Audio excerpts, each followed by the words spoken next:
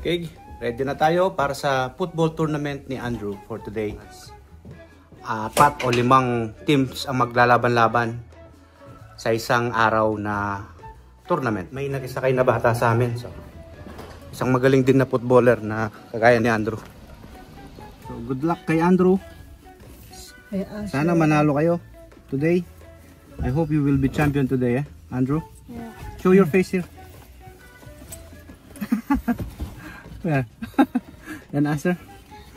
Say hi, Aser. O, eto na nga, nakarating na kami dito sa area. Napakaganda. Maganda yung arrangement, pati yung mga parking maayos. Well, sa mga nag-organize dito sa Zinkwexe Voice. Very good. Kuya Kerekel. Ang kainaman naman itong football matches nila. Nakakapunta ka sa mga lugar, mga countryside. Libre pasyal na rin, no? Ayan, no? Nakaka-relax din yan, kahit papaano.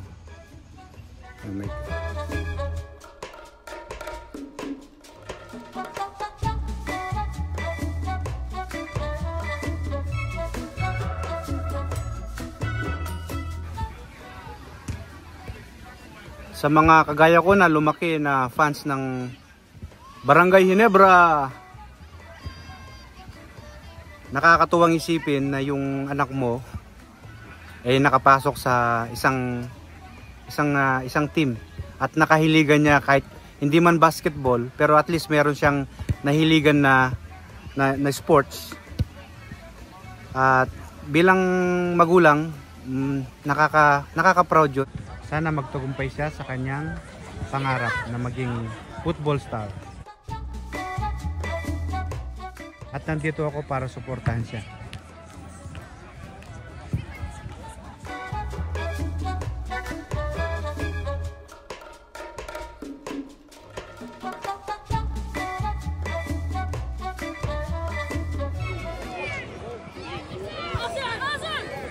Yeah! Woohoo!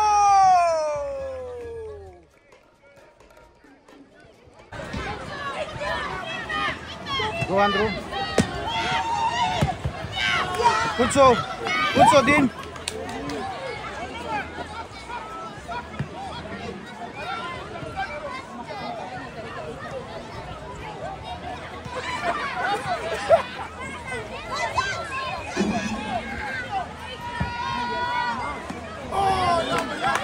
Laki din.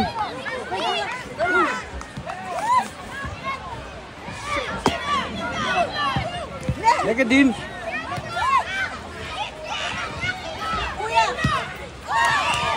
Punso din.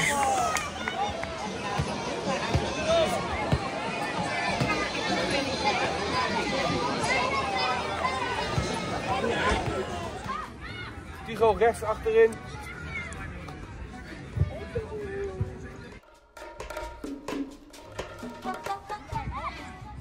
Kom op, Jake, kom op!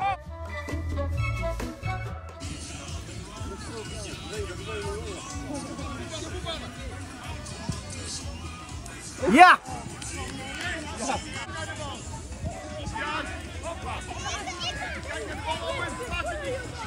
Laten nou niet schieten, jongens!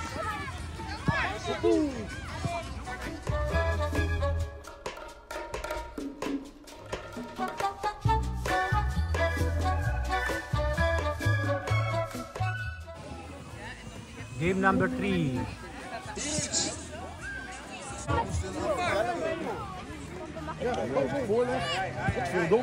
Ja! Ja, mooi goal! Finally.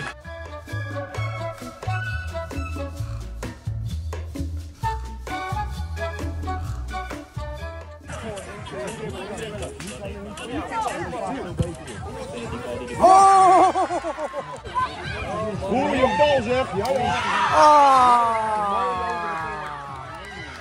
Nice one. Nice one. 3 no. 3 aim. 3 aim.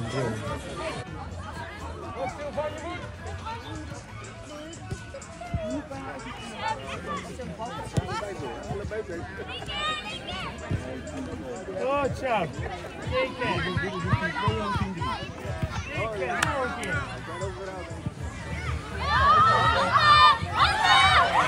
Yes! Yeah, again. Oh yeah.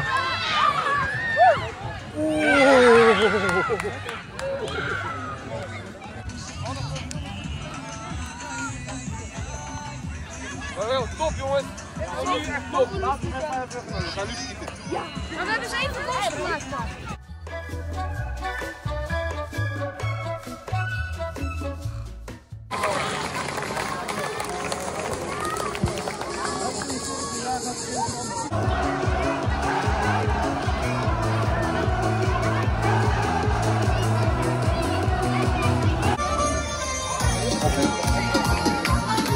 Mooi applaus. De J10 MSV.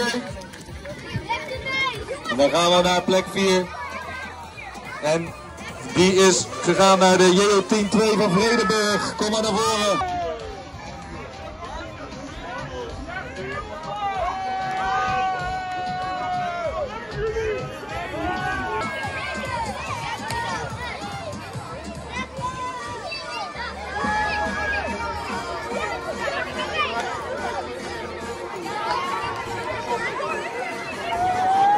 Nog even wat zinken op de foto. En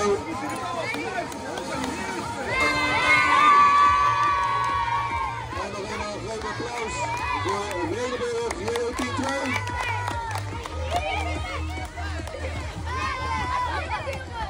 En dan gaan we door naar plek 3. En die is gewonnen door J10 3 CWO. Kom maar naar voren.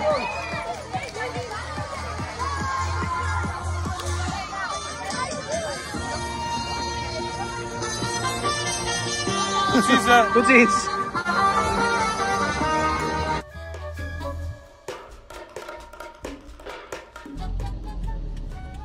So, pag-usapan natin yung sports, no? Kasi ako, lumaki naman ako ng wala talagang sports sa katawan. Kaya nung nagkaroon ako ng chance dito, kasi nandun yung interest nung bata. Kaya siyempre bigyan mo lang siya ng suporta, ng lahat ng pagkakataon para magawa niya yung hilig niya. Kasi bihira yung, siyempre may mga iba-ibang gusto yung mga bata, may mga iba-ibang hilig, nakakahiligan. So merong bata na mahilig sigurong kumanta o sumayaw.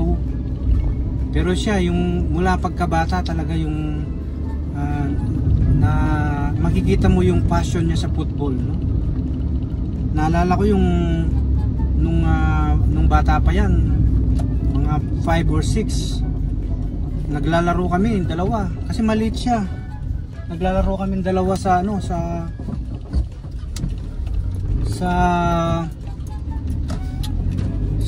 mga sa mga park. Siyempre na din ako dahil payat siya, maliit. So ayoko muna siya sanang isabak. Pero nagpupursige talaga yung bata. Makikita mo talaga yung sabi ko nga, yung passion. Tapos yun, ginawa ko, in-enroll ko na siya sa football. Buti na lang yung mga kaklase niya kasi malalaki na yung mga kaklase niya. Kasi ang enrollment dito marami matagal ang waiting list, matagal. So buti nung pumunta ako dun sa club na kung saan din nandun yung best friend niya, si Junior, isang Dutch talaga, no? Magaling, yung tatay niya coach. So yung nanay ni Junior ang nagsabi sa amin na i-enroll namin siya, pero yun nga daw, mahaba daw yung waiting list. So kahit na mahaba yung waiting list, in-enroll ko pa rin siya, pero lalagyan ko ng konting technique, parang Filipino style, no? Yung technique ko pagdating dun nung nag-enroll kami, tapos merong doon, may parang si Marcel, naalala ko pa si Marcel. Siya yung pinaka lalapitan at magbibigay ng introduction. Si Marcel, siya yung nag-training sa kanya. So sabi niya, punta kayo sa ganitong internet, tapos sa website, tapos pipilapan, ganun. Tapos maghihintay nga dapat. So ang ginawa ko nga, pinistay ko si Andrew dun sa field kasi nandun yung kaklase niya. Sabi ko, Andrew, wag ka muna tayong aalis. Sabi ko, para masama ka na sa susunod na laro, sa susunod na tournament, at meron ka na kagad team, diyan ka lang kako, meron tayong gagawin. Ayun, pinag-click. Di tapos na yung introduction ni Andrew. Pinababalik na lang kami para training ulit. Pero wala pa siyang team. So, nandun siya sa field. Naglalaro na yung sina junior, yung mga kaklase niya, na hindi naman niya ka-team. Tapos hindi talaga siya umalis. Talagang nag-training pa rin siya kasi nga tatay nung kaklase niya, trainer. So, ang point ko is, sabi ko, para makita yung talagang dedication mo na ayaw mo pang tumigil, ganyan. Kasi tapos na yung turn niya eh. Next batch na ng mga nagte-train eh. Ayun, hindi ko siya pinaalis. Doon lang siya, naglaro siya pa rin, tuloy-tuloy. Hanggang sa, nandun ako sa, ganun, sa may mga upuan kung saan nanonood yung mga parents, di ba? Nakita ulit ako nung director yung something na mataas ang posisyon dun sa si Hans. Nakita niya ako na nandun pa rin ako. Sabi, late na, dito pa kayo. Sabi, ayaw kasi umalis nung anak ko kasi gusto talaga niya talagang maging football player at masama sa sabi ko, sa lineup. Tumawag siya, may tinawag siyang pangalan, nakalimutan ko na. Nagtawag siya ng basta mga siguro organizer or mga nag-handle ng mga teams. Naghanap siya ng talaga on that moment. Inanapan niya ng team si Andrew. May nag-respond naman kasi nga director, parang mataas ang katungkulan ni Hans eh. May nag-response na meron daw isang team na kulang sila ng player. Ayun. Normally ang waiting time is matagal kasi after mong ma-enroll siguro 1 year ka pa na magte-training.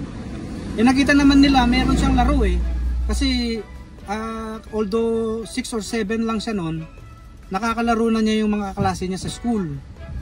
Kaya ang nangyari, ayun, nakaroon siya. Finally nagkaroon siya ng team. Kaya yun. Ngayon, mula noon hanggang ngayon, siyempre nasa mababang level lang naman yung team niya. Parang second to the best. Kasi meron dito yung tinatawag nilang, siyempre may mga levels sila din sila eh. Siya nandun lang siya nasa number 2. Pero sa team niya, hindi naman siya, isa din naman siya sa mga pinaka parang star player. Hindi din naman siya hindi naman tayo mapapahiya. Ayun ang kwento ng ng football journey ng bata. Ngayon, ang inaano ko na lang sa kanya kasi mahina talaga siyang kumain. Saka siyempre yung lahi natin, yung genes natin na Pilipino, maliliit lang.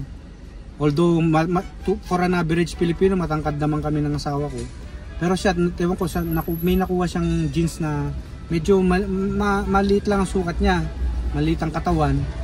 Pero sana naman sabi nga pag natuli, baka lumaki siya at magano na yung yung growth hormones niya, no? At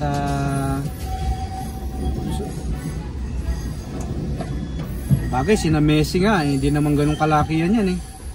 Si Lionel Messi, maliit lang yan pero magaling kasi sa football naman, hindi naman parang basketball eh. Pabilisan ng football eh. Kaya kahit maliit ka, mag-thrive ka talaga dyan sa football. Kaya yan, sana magkaroon someday. Yun ang pangarap namin ni Andrew. Pangarap ko sa kanya, pangarap din niya sa sarili niya. Kahit man lang ng isang club, no? At the same time naman nag-aaral naman din siya eh. May naman siya eh. May brain din naman si Andrew eh. Pero kung madali pa niya tong sports niya na to, sana makapasok siya sa club. football club na ano talaga, para makilala din siya, mabigyan siya ng chance. In Jesus name. So yun na lang, doon na ako natatapusin ang vlog ko na to. Salamat sa panunood at pagsubaybay sa football journey ng aking anak. Sana po mag-like kayo at mag-subscribe at mag-comment kung may mga gusto kayong i-improve sa video ko. Yun lang po. Peace out. Boom.